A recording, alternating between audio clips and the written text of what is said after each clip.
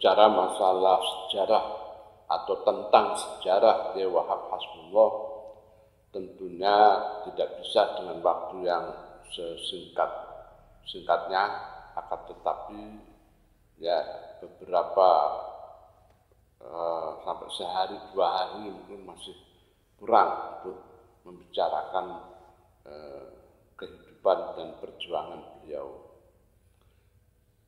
Yang penting saya sampaikan bahwa pada era awal beliau berkiprah dalam perjuangan dan pergerakannya ialah pada tahun 14 atau 1415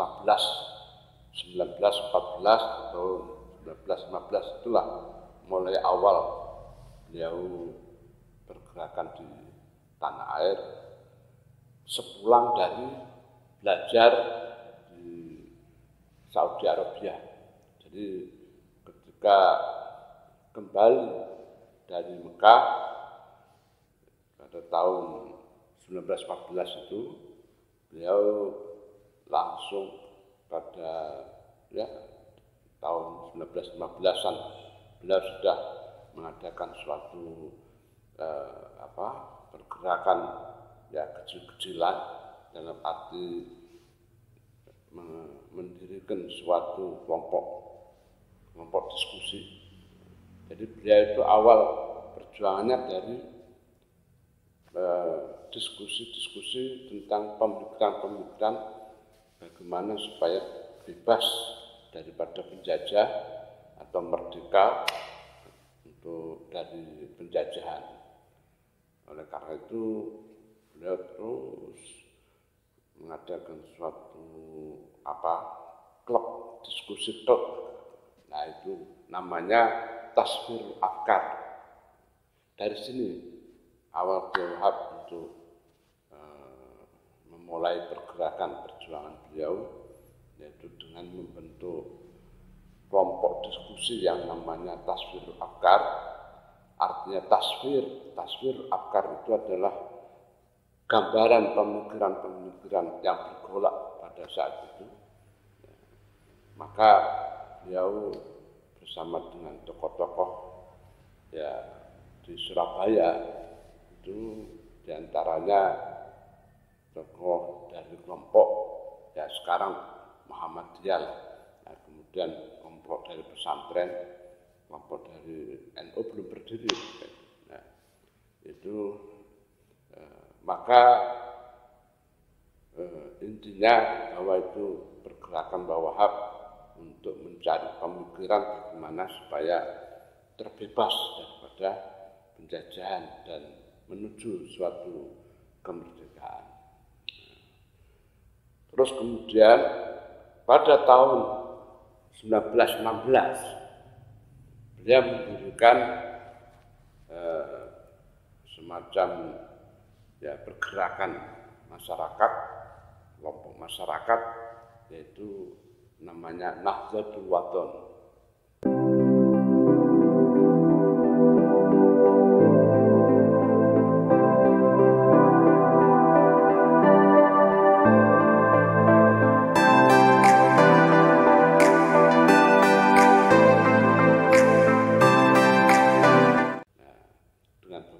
Kiai dan beberapa tokoh-tokoh nasionalis seperti Dr. Sutomo dan sebagainya. Jadi ini maksudnya dan tujuan daripada Nahdlatul Wathon adalah untuk bagaimana supaya pemikiran antara ulama-ulama dan nasionalis dari Islam, kelompok-kelompok Islam maupun kelompok-kelompok nasionalis bisa sinkron di dalam perjuangan untuk meraih kebebasan dari penjajahan. Nah ini dengan Kiai Wahab mendirikan Nahdlatul Wathon ini, yang artinya Nahdlatul Wathon kan kebangkitan daripada tanah air atau kebangsaan. Nah, itulah bahwa sudah nampak di sana nasionalismenya, yaitu cinta pada tanah air dan sebagainya. Terus berlangsunglah beberapa tahun, kemudian Nahdlatul Wathon ini merupakan cikal bakal untuk berdirinya yaitu NU, Nahdlatul Ulama. Terus kemudian ini yang pergerakan kedua. Yang pergerakan ketiga, beliau membuat suatu, ya tanda petik sekarang istilahnya koperasi, usaha-usaha ekonomi yang ekonomi bersama, yaitu dengan nama Nahdlatul Tujar.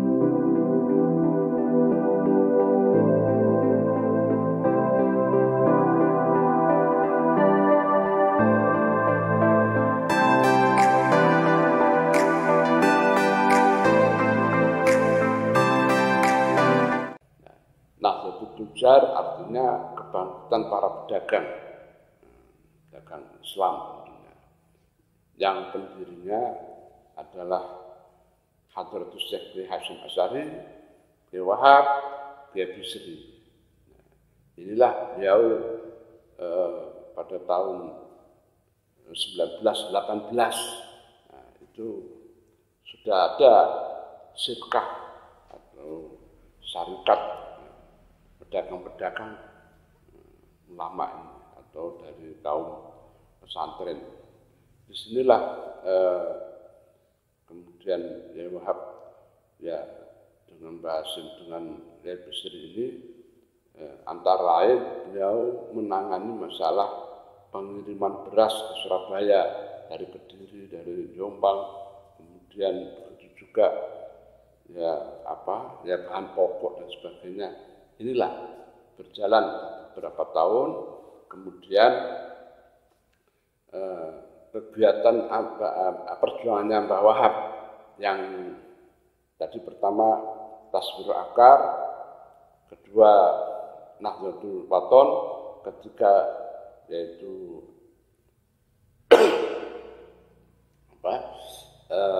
Nahdlatul Tujar. Nah, yang keempat ini beliau menjadi ketua Komite Hijaz. Ini paling penting.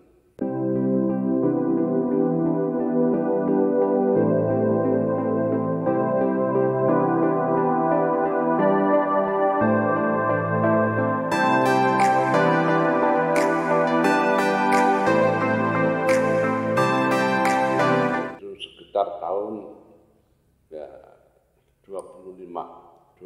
1925.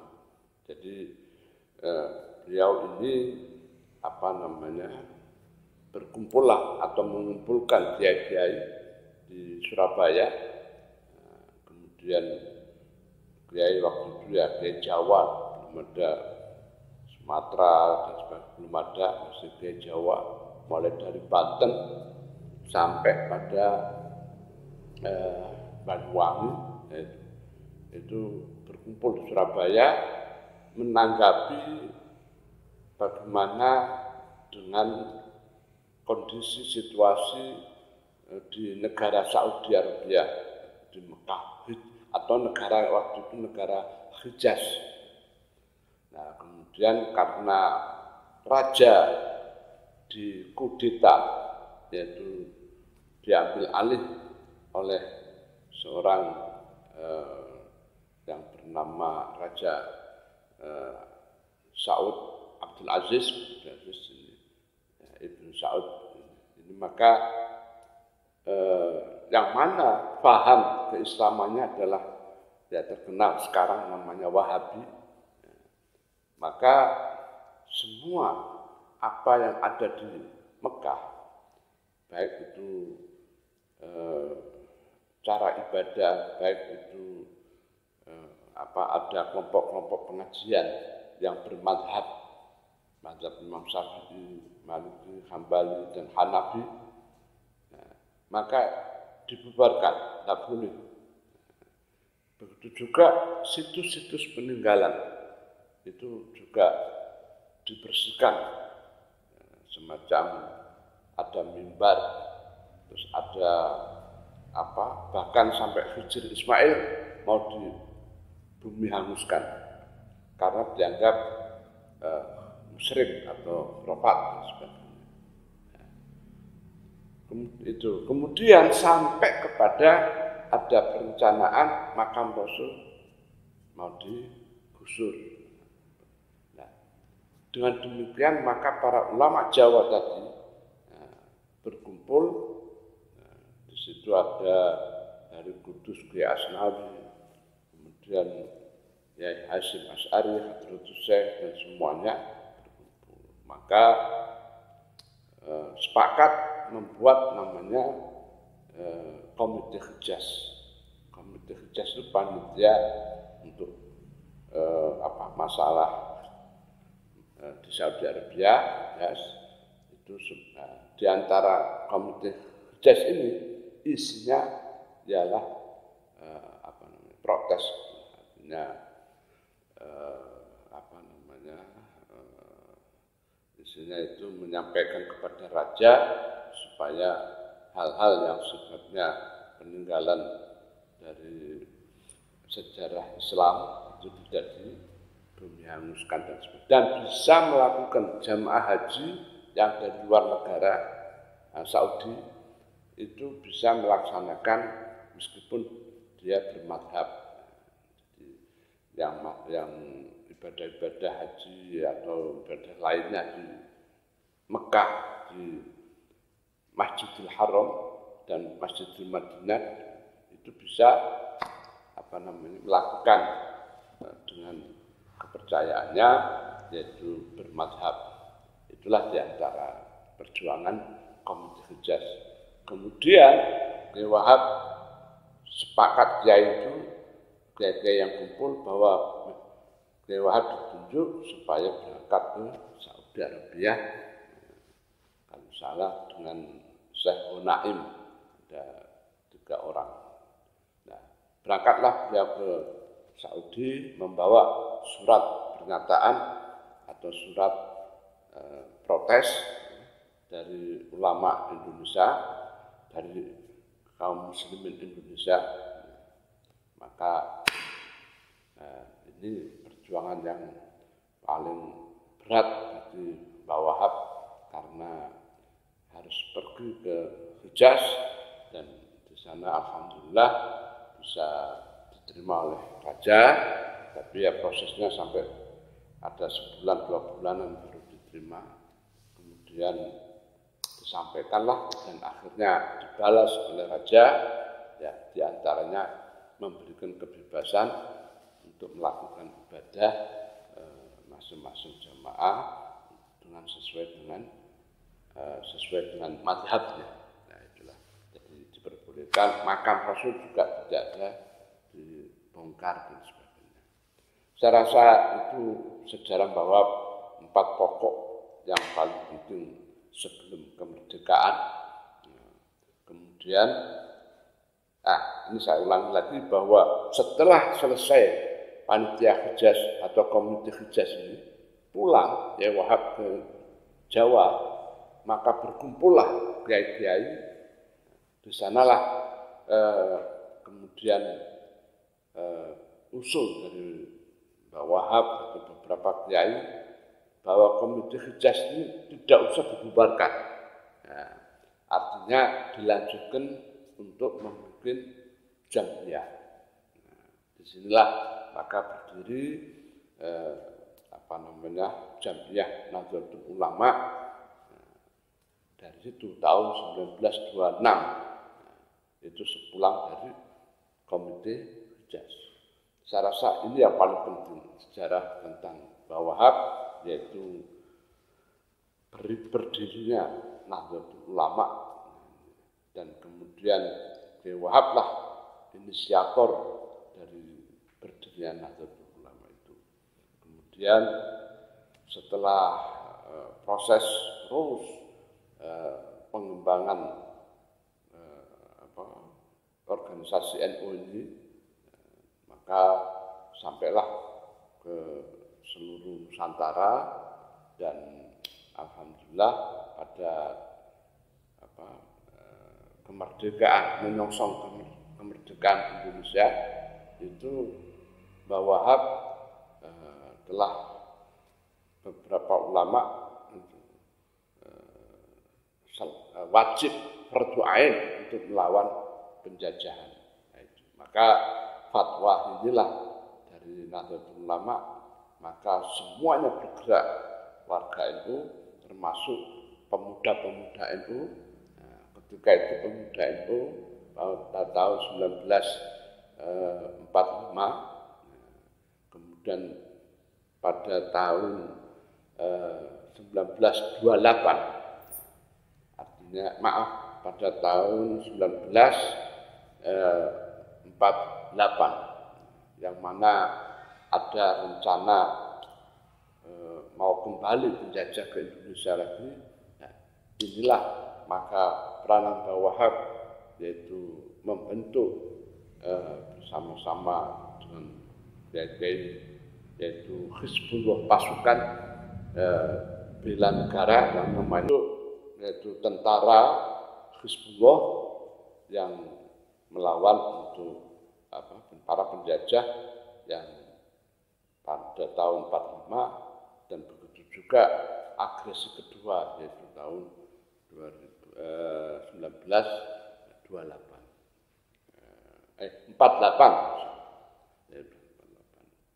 Disinilah saya rasa peranan Mbah Wahab untuk masa-masa pra kemerdekaan dan merebut kemerdekaan, yaitu terkenal dengan di Surabaya peristiwa 10 November 45 itu.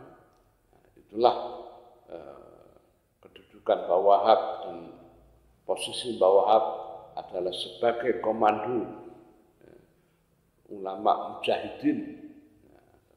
Itulah ulama-ulama itu berkumpul dengan cara untuk melawan dengan fisik maupun dengan gerakan-gerakan rohani, yaitu baca hizib dan sebagainya. Nah, di situ sehingga komandannya ulama-ulama mujahidin ini Mbah Wahab. Terus kemudian yang muda-muda itu seperti ketika itu mungkin Kiai Wahab terus dan lain-lain Kiai muda itu mendirikan Hizbullah, tentara Hizbullah. Ini terdiri dari para santri pondok, baik dari Jombang, Kediri, dari Tulungagung, dari mana saja, Mojokerto, itu mendirikan pasukan namanya tentara Hizbullah.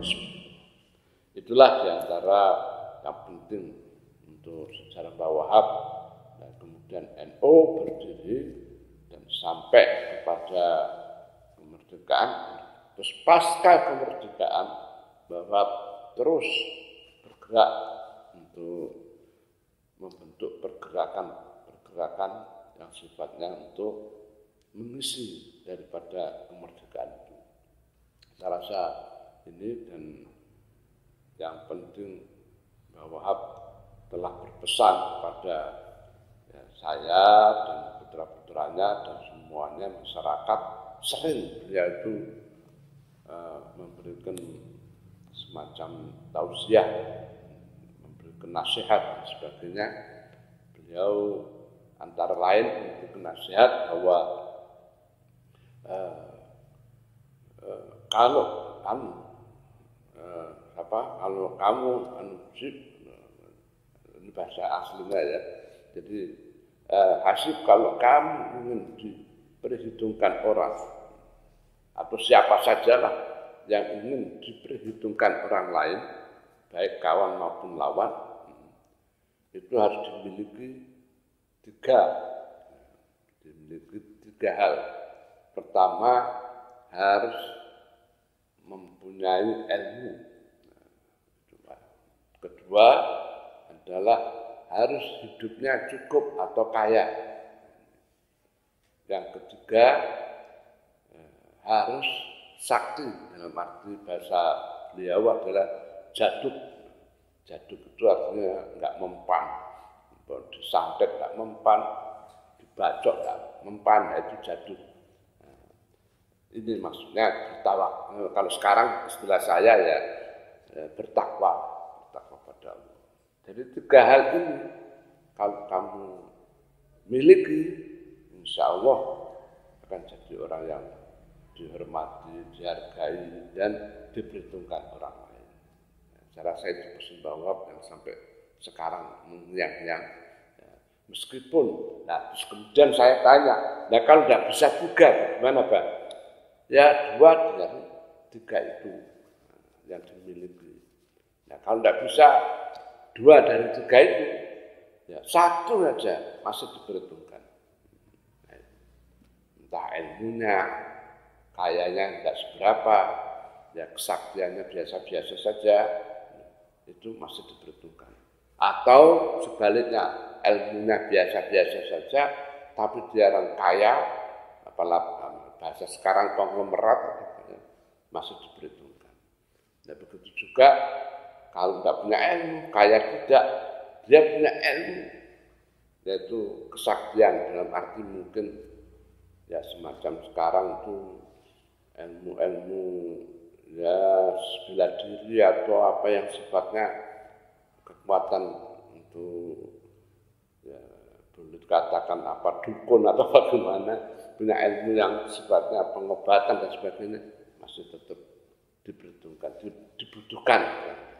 Nah, itulah pesan Mbah Wahab.